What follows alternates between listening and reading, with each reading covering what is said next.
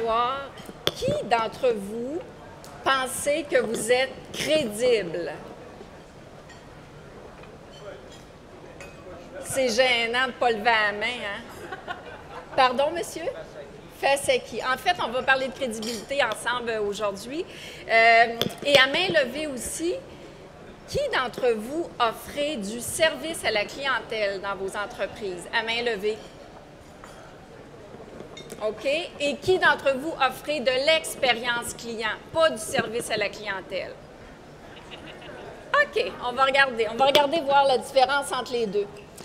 Notre défi aujourd'hui, la conférence que je propose, c'est vraiment d'actualiser vos méthodes d'interagir avec vos clients, vos méthodes de vente, vos méthodes de rendre votre expérience client encore plus valorisante. La conférence que je fais avec vous aujourd'hui, vous allez l'avoir copie papier, elle devrait arriver sous peu, sans ça, on va vous l'acheminer. Ça va vous permettre donc de prendre des notes ou encore de la réviser.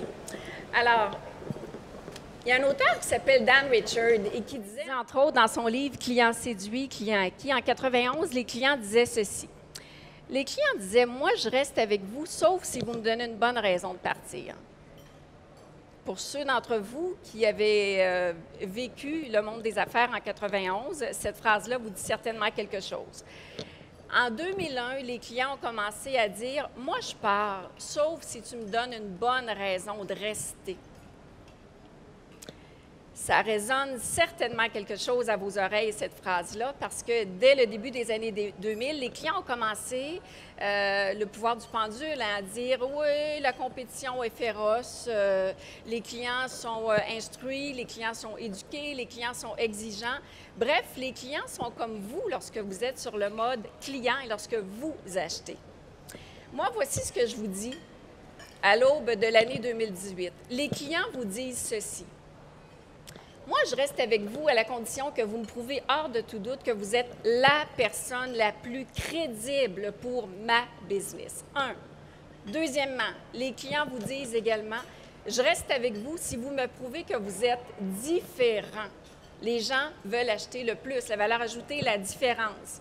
Et les clients vous disent également, moi, je reste avec vous à la seule et unique condition que vous me faites briller. Et faire briller un client, c'est comme lorsqu'on va voir un spectacle et qu'il y a quelqu'un qui est sur scène, il y a un follow spot sur lui. Si le follow spot ou le jet de lumière se pousse vers la droite ou vers la gauche, nous ne pourrons plus voir la personne qui est sur scène. Et nos clients veulent toujours être sous le jet de lumière. Nos clients ont besoin de briller. Et notre rôle à nous, dans la vie de tous les jours, c'est de nous assurer de faire briller nos clients. Et comment on fait ça, faire briller nos clients? Bien, on s'assure qu'on s'intéresse à eux en tout temps. Alors, quand on parle de crédibilité, puis je vous ramène tout de suite à la question initiale que je vous ai posée, parce que le client veut s'assurer qu'il fait affaire avec la personne la plus crédible. Et quand on parle de crédibilité, on parle de 3 éléments qui sont fort importants. Le premier élément, c'est tout ce qui est relié à l'attitude. L'attitude, c'est le savoir-être. Le deuxième élément non négligeable, c'est tout ce qui est relié à vos connaissances, c'est-à-dire votre savoir. Et le troisième élément, c'est relié à vos habiletés, le savoir-faire.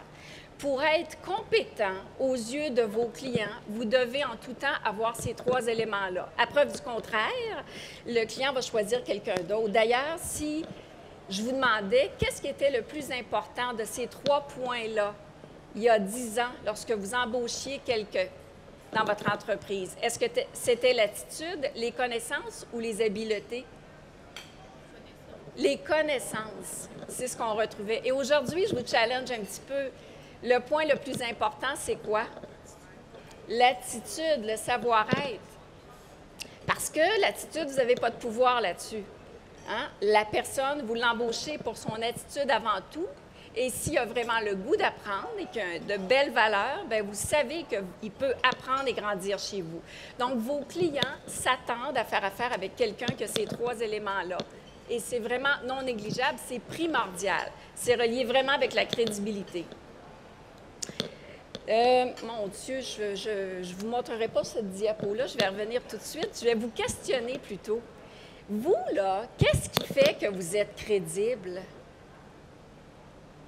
Hey, entre deux bouchées, vous avez fini votre entrée, c'est parfait. OK. Qu'est-ce qui fait que vous êtes crédible? Je veux vous entendre. Authentique? Connaisseur? OK. Oui, quoi d'autre? Qu'est-ce qui fait que vous êtes crédible? Écoute, transparent, quoi d'autre? Pas tout le monde en même temps, ici, là, à la table. Différent. OK, ici. Formation. OK, quoi d'autre? L'expérience. On a entendu l'expérience ici. Bon, je ne vais pas vous surprendre, mais je vais vous dire qu'est-ce qui est out aujourd'hui, puis qu'est-ce qui est in. Puis si vous ne voulez pas être has-been, bien, prenez ce que je vous propose. Si ça vous tente de vous en aller puis être has-been, bien, faites ce que vous voulez, c'est vous autres qui allez décider. Alors, quand on parle de qu'est-ce qui fait qu'on est crédible ou pas, les points qui sont inscrits au tableau sont des points qui sont nécessaires lorsqu'on rencontre quelqu'un. Alors, si vous dites à vos clients, moi, je suis quelqu'un d'intègre, je suis quelqu'un d'honnête, je suis quelqu'un de compétent, je suis quelqu'un qui a de l'expérience, je suis quelqu'un de connaissant, je suis quelqu'un qui est disponible, je suis quelqu'un qui est professionnel, qui est souriant et qui est propre de ma personne, on s'entend, peu importe ce que vous achetez, vous, dans la vie, comme produit, comme service, vous vous attendez à ça. Et ça, vous savez quoi? Mesdames et messieurs, c'est la base. Peu importe ce que vous achetez, vous vous attendez à ce que la personne ait tous ces points-là. Donc, le client s'attend à ça. Alors, si jamais quelqu'un vous dit « Qu'est-ce qui fait que je vous choisirais? » Si vous dites « Je suis quelqu'un qui a de l'expérience et je suis disponible pour vous aider, puis je suis très intègre », il va dire « Oui, puis je m'attends à ça parce que tout le monde dit ça. » Le client s'attend à des choses différentes. Alors, je vais vous emmener sur quelques définitions qui fait qu'on est crédible et je vous en propose quelques-unes. Que ce soit, je suis une personne créative, je suis une personne organisée, je suis une personne structurée, je suis quelqu'un qui donne l'heure juste, je suis quelqu'un qui est authentique. Le client veut entendre des mots forts, des mots percutants, des mots qui vont permettre de vous différencier. Et quand vous présentez quelqu'un dans votre organisation, si vous présentez quelqu'un dans votre organisation, ce que l'on entend beaucoup dans votre secteur d'activité, c'est « je vais te référer à notre meilleur, je vais te référer à notre expert ». Alors, tout le monde dit ça. Assurez-vous que votre meilleur ou encore que votre expert, vous lui donnez un qualificatif différent. Alors que ce soit « je vais te référer à notre personne la plus structurée, la plus surprenante, notre personne la plus organisée ». Allez chercher un qualificatif qui va faire en sorte que vous allez créer des « wow », vous allez créer de l'enchantement et vos clients vont vraiment entendre et ressentir la différence. J'ai un client, je vous raconte l'anecdote parce que je la trouvais sweet. J'ai un client qui fait du marketing web. Alors que je les ai rencontrés au tout début, deux beaux jeunes, là, hyper allumés, comme on les aime. Et je leur demande, qu'est-ce qui fait que votre business existe puis fonctionne très bien? Alors, eux m'ont tout simplement dit, un jour, Hélène, on a entendu parler qu'une des 4 grandes pharmacies au Québec avait besoin de revoir son image corporative. Donc, ils disent, on s'est inscrit, on a pu aller faire la présentation. Ils disent, on a travaillé fort, tellement fort. Il dit, pour s'y rendre, premièrement, on a tout fait, le document qu'on devait créer au complet, on a tout fait ça dans le sous-sol chez ma mère. Il dit, on part de la Rive-Sud, on allait présenter au centre-ville de Montréal, ne sachant pas si j'avais assez d'essence, dit-il, pour traverser le pont. Il dit, j'ai mis le manteau de mon père parce que j'avais pas de jaquette, puis je me suis dit, il faut que j'aille faire une présentation importante. On fait notre présentation et à la toute fin, le groupe a dit quoi? Le groupe a dit, et qu'est-ce qui fait qu'on vous choisirait? Et un des deux a répondu, c'est parce qu'on est gentil. Et les gens ont souri puis ont dit « Parce que vous êtes gentil ». Ils ont dit « Oui, parce qu'on est gentil ». Alors, ils ont dit « OK, merci beaucoup ». Et ils sont sortis.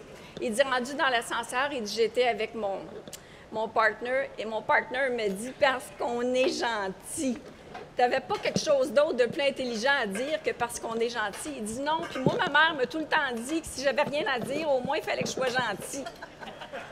Alors, je ne vous dis pas de dire le mot « gentil », mais je vous dis toutefois qu'ils ont eu le contrat. Et vous savez pourquoi ils ont eu le contrat? Parce qu'ils étaient gentils. mais surtout parce qu'ils ont parlé avec leur cœur et que c'était authentique ce qu'ils avaient dit. Ils n'ont pas commencé à dire parce qu'on est une entreprise structurée, différente, organisée. Non, ils ont parlé avec leur cœur. Alors, je vous amène vraiment sur cette piste-là. Dites les vraies choses. Moi, Hélène Douville, lorsque je veux me positionner chez un client, je dis aux gens, dans la présentation, Linda t'en a parlé, donne leur juste. Moi, je dis aux gens que je donne leur juste. Alors, quand on parle, entre autres, d'expérience client et quand on parle de crédibilité, on dit que près de 50 de la clientèle achète seulement si la notion de plaisir est au rendez-vous. Puis vous faites la même chose, vous autres, en tant que client. À compétence égale, à produit égal, à service égal, à prix égal, qu'est-ce que vous allez choisir? Vous allez choisir quelqu'un qui est avec vous, avec qui vous avez une plus belle synergie. C'est ce que vous allez choisir. Mais les clients sont exactement pareils. Alors, on doit vraiment se poser la question, est-ce qu'à chaque fois que je suis avec un client, je fais vivre à ce client-là une belle expérience client? L'expérience client, on va se donner tout de suite la définition. Vous savez ce que c'est la définition du service à la clientèle? Service vient du mot de l'étymologie servir, S-E-R-V-I-R-E, qui veut dire être esclave de ses clients. Être esclave de quelqu'un, c'est ce que ça veut dire le mot servir. Moi, je me suis mis à friser quand j'ai lu la définition du mot servir et je me suis dit, c'est-tu ça que tu veux, Hélène? Et ça a fait non, c'est pas ça. Ce que je veux vraiment, c'est que mon client soit en expérience client. Et la définition de l'expérience client, c'est la somme. Donc, faites le total. C'est la somme des intentions, les intentions reliées au cœur et des attentions reliées à la tête, qui fait en sorte que vos clients, ils peuvent d'une part voir, percevoir, puis ressentir la différence de votre offre. Donc, de là, il faut se poser la question. À chaque fois que vous êtes en rencontre avec un client, à chaque fois que vous parlez à un client ou que vous écrivez à un client, est-ce que vous êtes sur le mode enchantement?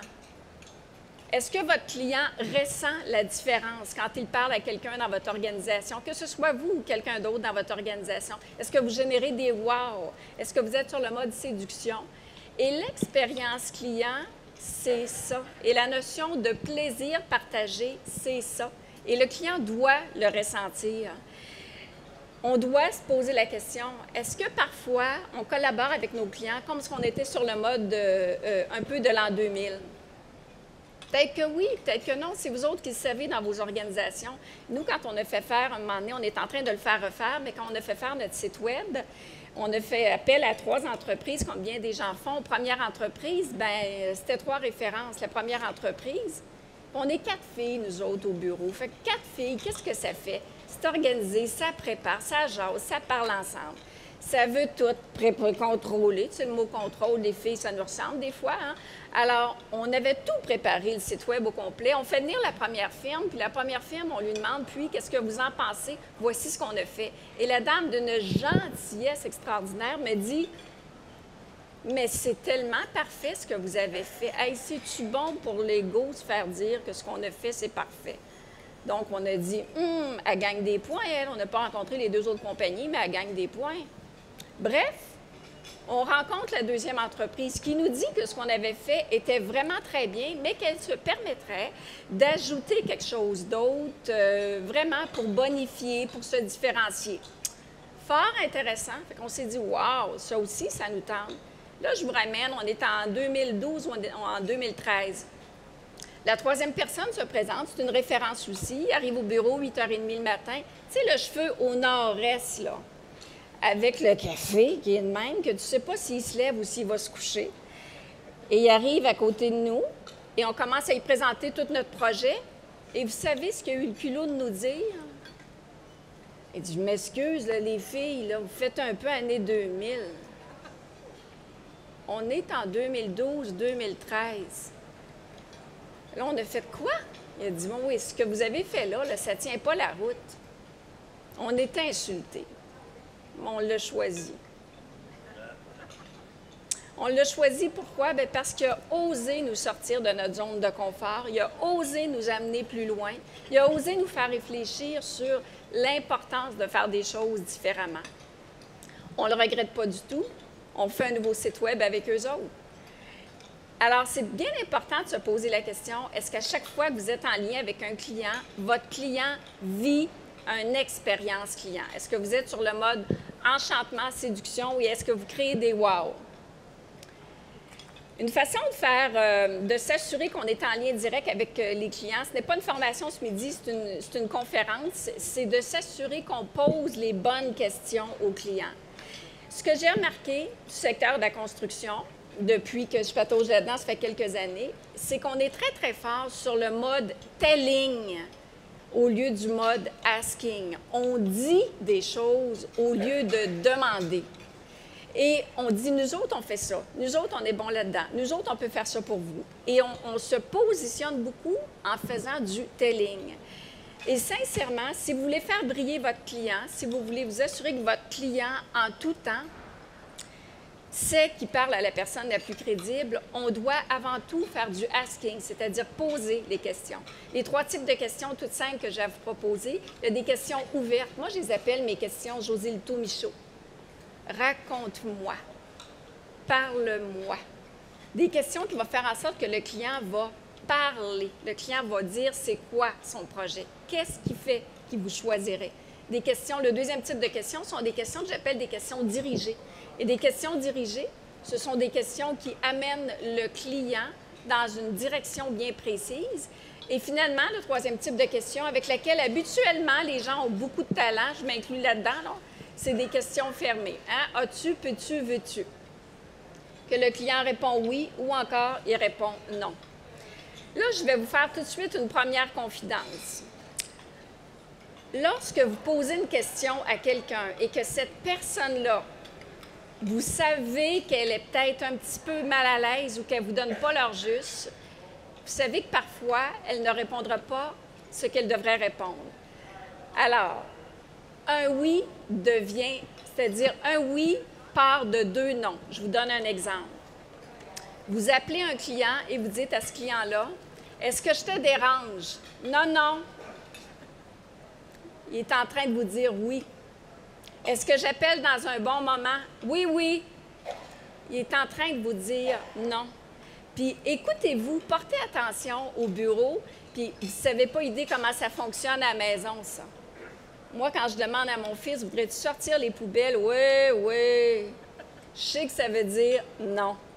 Alors, soyez juste sensibles aux 2 oui qui veulent dire un non et aux 2 non qui veulent dire un oui. Donc, lorsque vous posez ces questions-là à vos clients, écoutez les indices que vos clients vous donnent. Je vous donne des exemples de questions à poser pour entrer en relation encore plus avec vos clients. Alors, des exemples de questions, entre autres, qu'est-ce qui vous amène à désirer ces changements? C'est quoi les critères de crédibilité les plus importants dans le choix d'un nouveau partenaire d'affaires? Qu'est-ce qui est vraiment le plus important pour vous? Puis une des questions qu'on n'ose pas poser, bien, levez donc la main, savoir si vous la posez, cette question-là. C'est quoi vos attentes par rapport à nous, à notre compagnie? Qui pose cette question-là? OK. Hey, vous n'avez pas idée comment est-ce que c'est une question qui est riche. Au lieu de faire du telling, demandez aux clients c'est quoi les attentes. En posant cette question-là, le client va aller faire ce qu'on appelle de la perception sélective. C'est qu'il va aller choisir ce qui s'attend le plus, ce qui est le plus important pour lui ou pas. Donc, il vous donne des indices, puis il vous dit exactement quelle route prendre pour être sûr de développer de la business avec lui. Des questions dirigées, des questions telles que « Quel est votre budget? » Ça, cette question-là, là, vous la posez, par exemple. Hein? Oui, vous la posez. C'est quoi votre budget ou votre enveloppe budgétaire? Oui, non, je veux voir. Oui. Certains, ce n'est pas toutes les mains qui se sont levées. Certains ne la posent pas. En formation qu'on a faite, entre autres, dans le secteur de la construction, c'est qu'on me disait que vous aviez un certain malaise à poser la question par rapport à l'enveloppe budgétaire. Alors, c'est une question qui est importante, qui doit être posée presque dans les tout débuts pour savoir s'il y a lieu ou pas de poursuivre une collaboration d'affaires.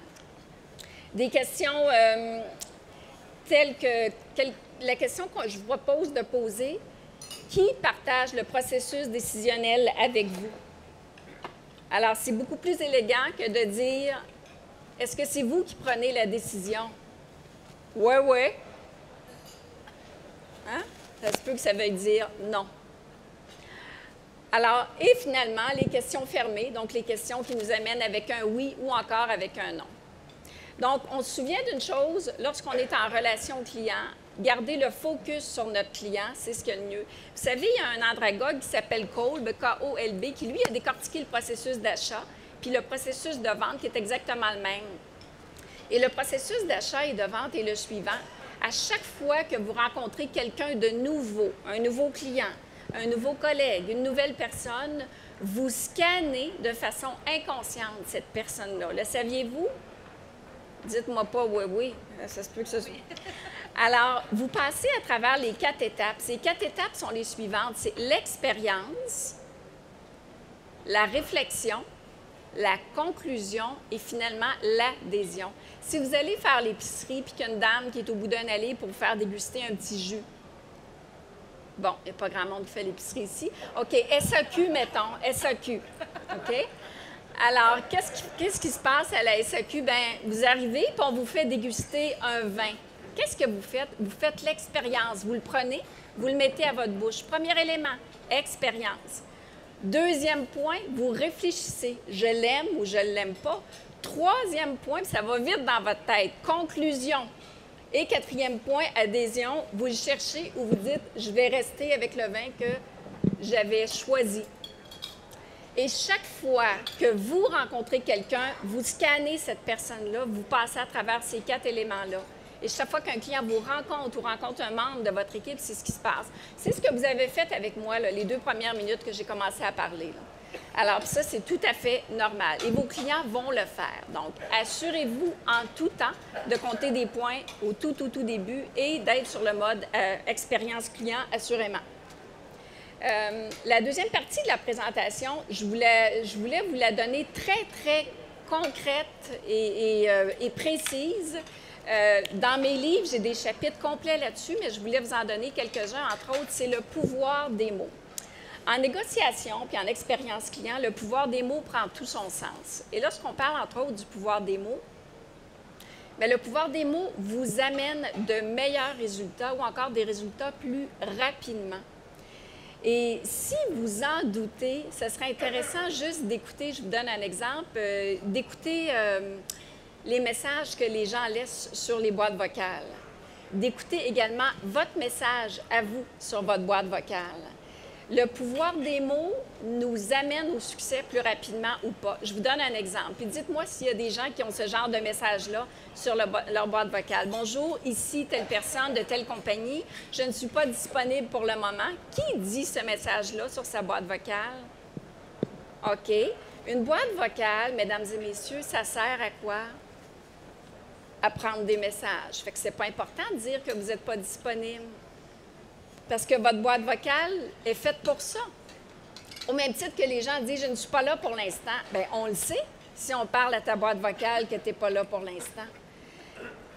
Et la même chose lorsque vous laissez un message dans la boîte vocale de quelqu'un. Est-ce-tu plate de savoir le message de quelqu'un? Moi, quand j'ai le genre de message suivant, là. « Allô, comment ça va? J'espère que ça va bien. » Oui, bien, oui. « J'espère que ça va bien. Écoute, je t'appelle concernant tel dossier. » Et là, ça part, toi, l'histoire. OK? Et ça raccroche en disant, tu diras bonjour à la gang. Ça va-tu finir par finir? Une boîte vocale, c'est fait pour laisser un message précis. Alors, il y a quelques trucs dans une boîte vocale avec le pouvoir des mots. Un message dans une boîte vocale, 30-35 secondes maximum. Vous dites votre nom et le nom de la personne. Alors, monsieur un tel ou madame un tel, ici, de telle compagnie. Vous dites votre nom et le nom de la personne 2 fois, au début à la toute fin. En communication, le pouvoir des mots, ça dit quoi? Ça dit que ce que l'on dit au début, ça s'appelle primauté. Ce que l'on dit à la fin d'une rencontre, ça s'appelle récence. On s'assure qu'on utilise les mots qui vont nous permettre d'être précis dès le début. Et quand vous raccrochez, dites votre numéro de téléphone 2 fois. La première fois, que ce soit 5491. Vous le dites de façon simple et vous le dites de façon pairée. J'ai quelqu'un qui dit « je répète », puis elle dit son numéro une deuxième fois. Bien, Ce n'est pas nécessaire non plus d'aller dire ça. Vous dites, et ça prend vraiment 30-35 secondes tout au plus. Vous avez tous déjà reçu des appels de gens qui laissent des messages sur vos répondeurs et que vous ne comprenez pas le numéro de téléphone et que vous êtes obligé de le réécouter. Déjà, là, il ne gagne pas de points là, quand vous êtes obligé de le réécouter, parce que vous n'avez pas de temps à perdre avec ça. Donc, le pouvoir des mots prend tout son sens. Il y a des mots que vous aimez particulièrement et il y a des mots, j'oserais vous dire, qu'il est possible que vous utilisiez encore et que ces mots-là soient dépassés ou soient has-been. Ça se peut. J'en ai quelques-uns à vous proposer. On y va tout de suite. Alors, qui fait des soumissions? Qui fait des soumissions? OK. Ça, soumission, c'est dépassé comme mot. On fait des propositions de projet. On fait des propositions d'affaires. Une soumission, ça veut dire que l'on se soumet à notre client. Donc, allez pas là. Laissez vos compétiteurs s'en charger. Hein? Allez-y avec des propositions de projet ou encore des propositions d'affaires. C'est beaucoup plus fort et percutant. Donc, lorsqu'on écrit à un client, quand on parle, entre autres, des phrases telles que « Laissez-moi savoir si vous avez besoin d'autres informations ». Certains écrivent ça dans le bas des courriels. « Laissez-moi savoir si vous avez besoin d'autres informations ». Quand on l'écrit de cette façon-là, c'est vraiment comme si on était un peu au-dessus de ses affaires. On a dit « Je ne suis pas pressé, laisse-moi savoir si tu as besoin d'autres informations », puis c'est fini là. Alors, c'est plus sur le mode service clientèle. Voici ce que je propose. Bien, je serais ravie d'en discuter avec vous. Je serais ravie de poursuivre ma conversation avec vous. L'autre qu'on peut lire ou entendre, c'est « J'attendrai de vos nouvelles ». Je ne suis pas pressée. J'attends de vos nouvelles. Pourquoi on ne traduirait pas ça? Si vous souhaitez d'autres informations, je demeure disponible pour vous afin d'échanger sur le projet X. C'est beaucoup plus up la vie, beaucoup plus présent. La fameuse phrase que je voulais vous partager aussi, c'est à la fin des courriels, ce qu'on entend ou encore ce que l'on lit plutôt, ou encore on entend ça au téléphone. N'hésitez pas à me contacter si vous souhaitez d'autres informations. À main levée, qui écrit cette phrase-là? N'hésitez pas à me contacter si vous souhaitez d'autres informations. Alors, je tiens juste à vous dire, si vous voulez être sûr de ne pas avoir de réponse de la part de vos clients, continuez à écrire ça.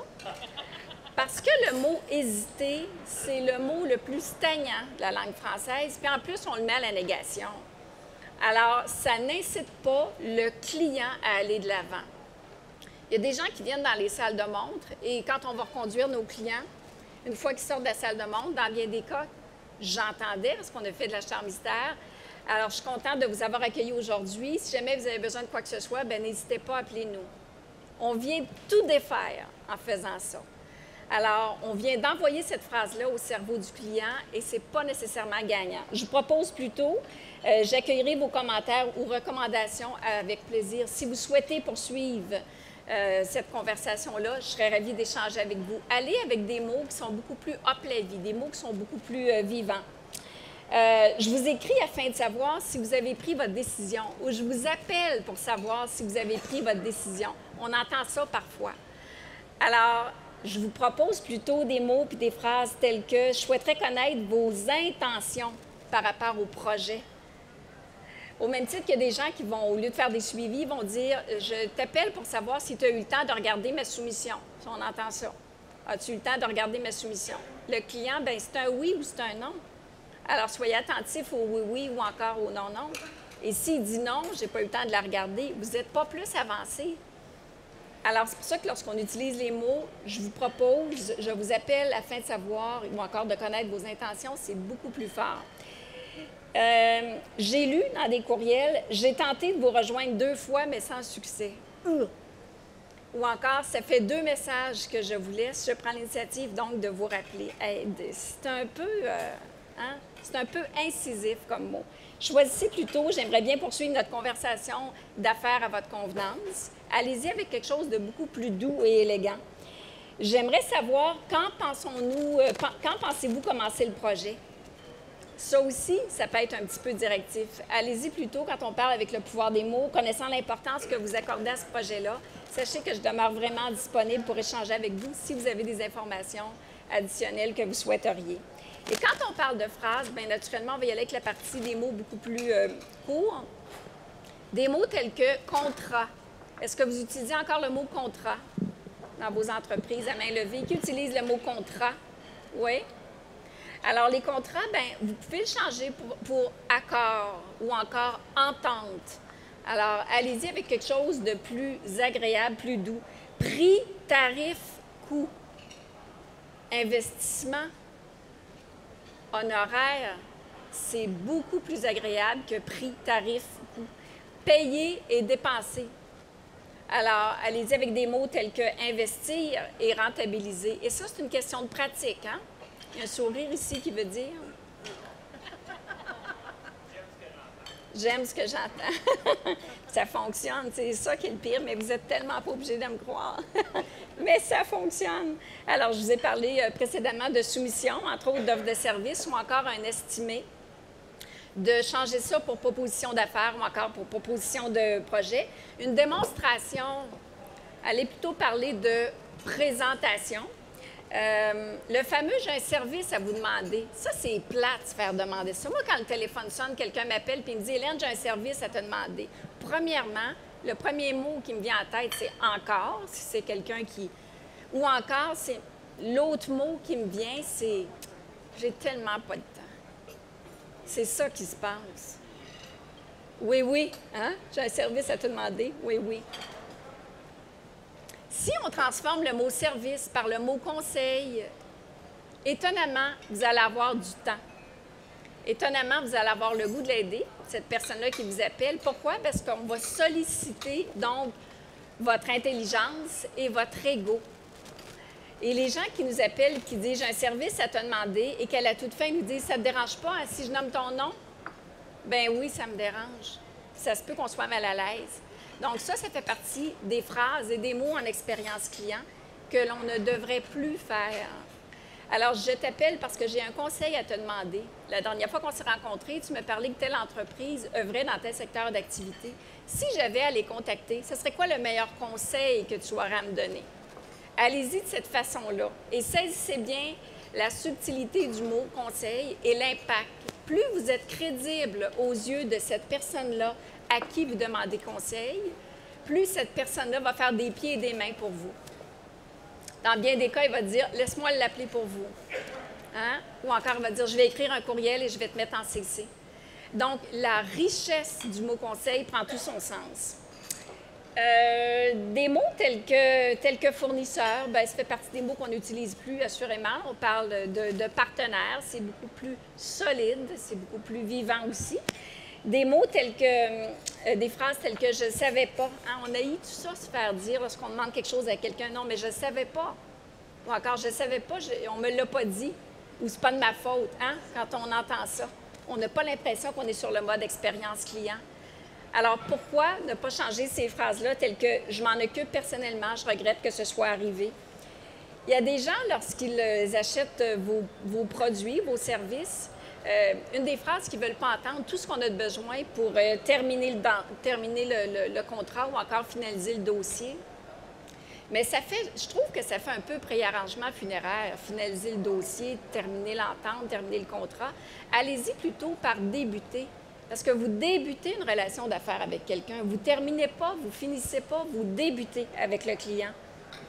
Et des mots tels que « autoriser » seraient vraiment privilégiés et approuvés au lieu d'utiliser des mots tels que « signer ». Tout ce qu'on a de besoin ici, puis je vais vous le faire, tout ce qu'on a de besoin ici, c'est que vous signez, comme ça on va terminer l'entente. Donc, signez sur le contrat, puis on va terminer l'entente. Hey, ça fait que c'est pas le fun. Alors, ce que j'ai besoin de votre autorisation. De cette façon-là, on va débuter le projet ensemble. Ça fait beaucoup plus expérience client et beaucoup plus hop la vie. Alors, une dernière diapositive, entre autres, sur des phrases qu'on peut entendre. Je ne dis pas que vous dites ça, là, pas du tout, mais je les ai déjà entendues. Est-ce que c'est clair? Vous me comprenez bien? Me suivez-vous? Il faut juste... Il dit oui.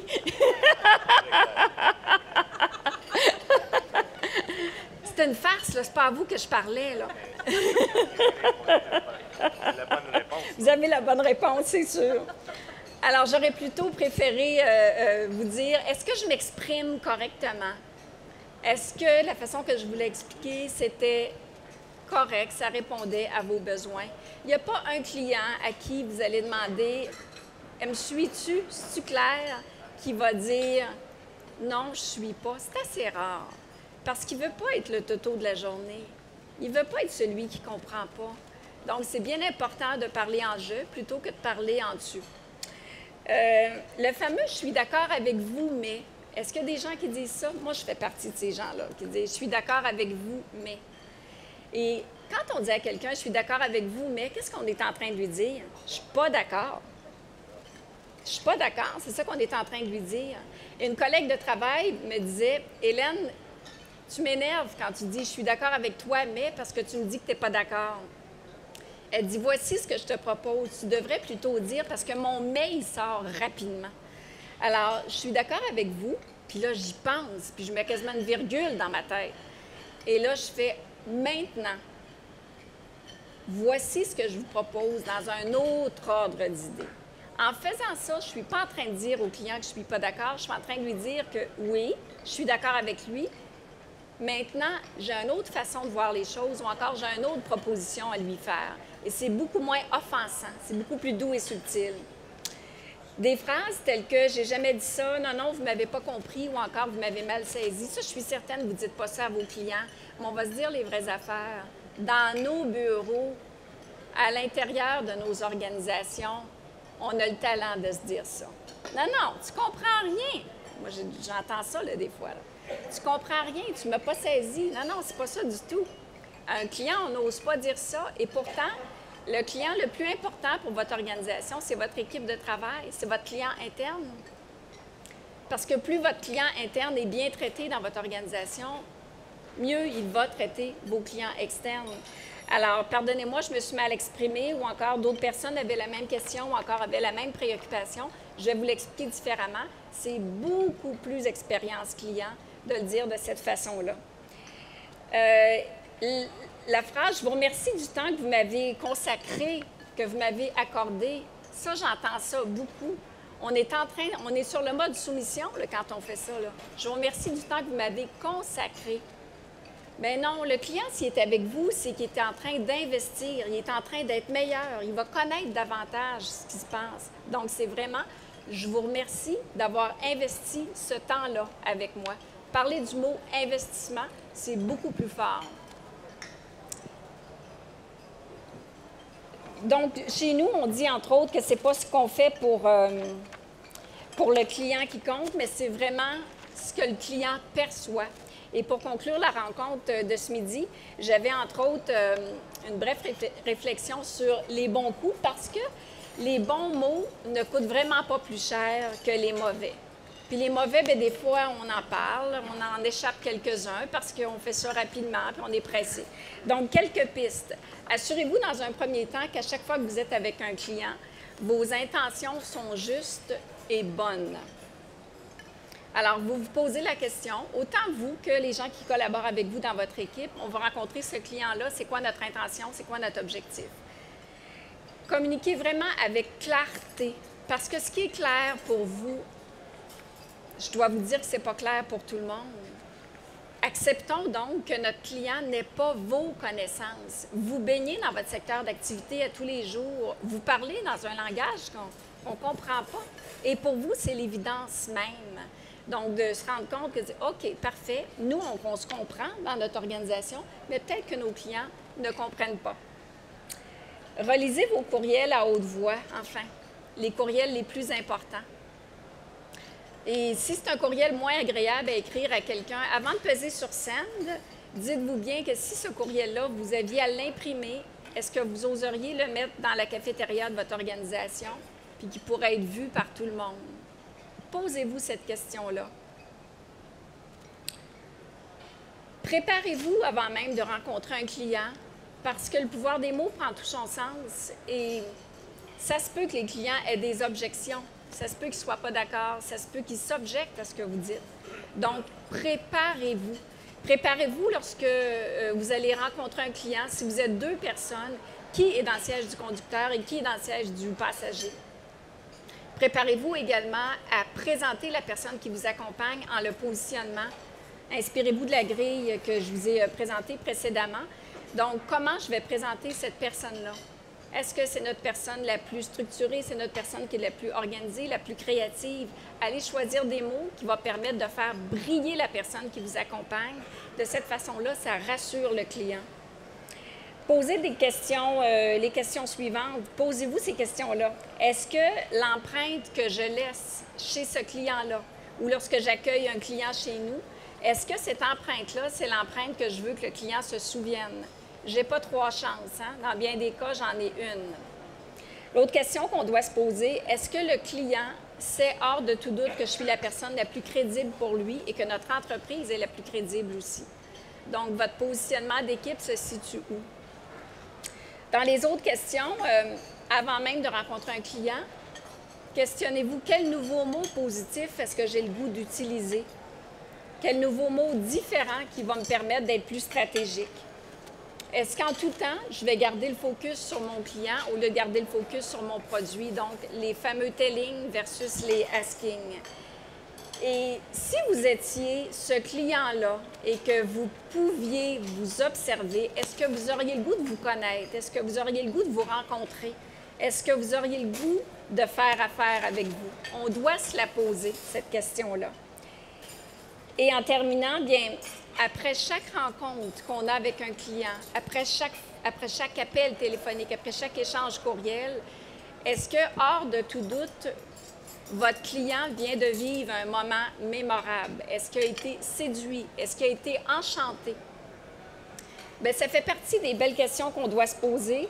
Et en faisant ça, bien, assurément, ça nous amène à nous questionner davantage, savoir est-ce qu'on est vraiment différent et crédible. C'est ce que j'avais pour vous ce midi. Merci beaucoup.